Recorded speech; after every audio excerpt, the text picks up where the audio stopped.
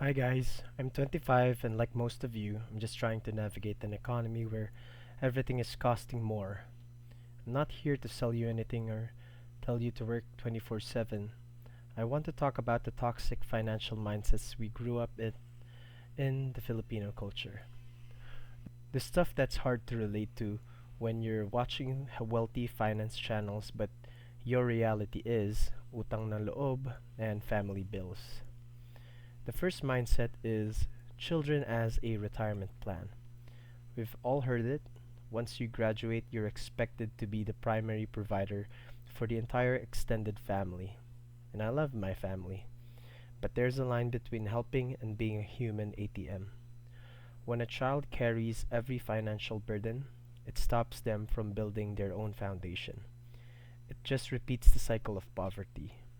This doesn't mean cutting off your family. My father recently lost his job, and I've been helping paying for their car mortgage. But I had to maintain strict boundaries on how I help. Loving your parents shouldn't mean sacrificing your entire financial future. Next is the treat mentality. You get a promotion or a bonus, and the first question is always, "Saan tayo kakain?" It sounds harmless, right? But it creates pressure to spend the moment you earn. I'm guilty of this. I've paid for drinks many times and only to regret it later when I looked at my balance. We feel guilty for saving that extra 2,000 pesos instead of buying drinks for our titos.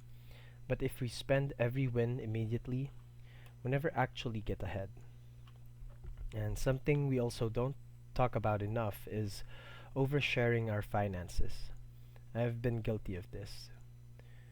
Telling friends or relatives exactly how much I'm making, it usually backfires. Not only those invites an evil eye or an unnecessary envy, but it also makes you a target for people asking for loans. I ended up letting people borrow money that should have been earning and working for me somewhere else. Silence is a financial strategy.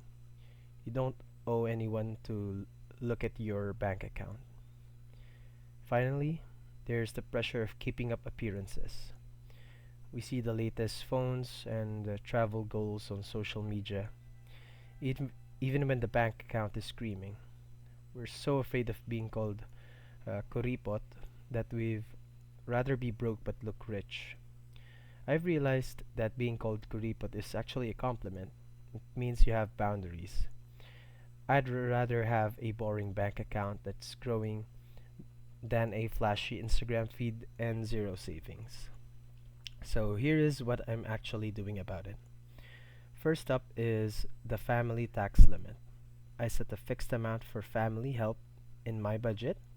It's always consistent, and once that limit is reached, I have to say no. Second is the invisible savings. I use digital banks like Maya or CBank to automatically move a portion of my pay the second it hits, and if I don't see it in my main account, I don't spend it on a treat. And third, small wins. Don't wait 50k to start.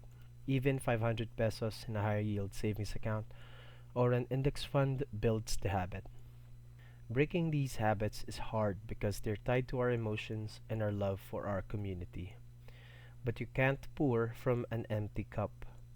To, to truly help your family and your future self, you have to break the cycle. What's a toxic finance habit you've noticed in your circle? Let's talk about it in the comments. No judgment, just real talk. See you in the next one.